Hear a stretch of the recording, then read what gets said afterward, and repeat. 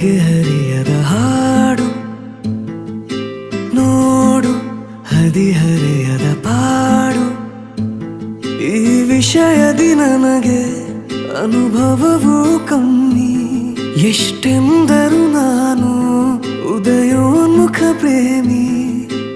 ಇದು ಖಾಸಗಿ ಕಾರ್ಯಕ್ರಮ, ಇನ್ನೇನಿಲ್ಲ. ಲೇ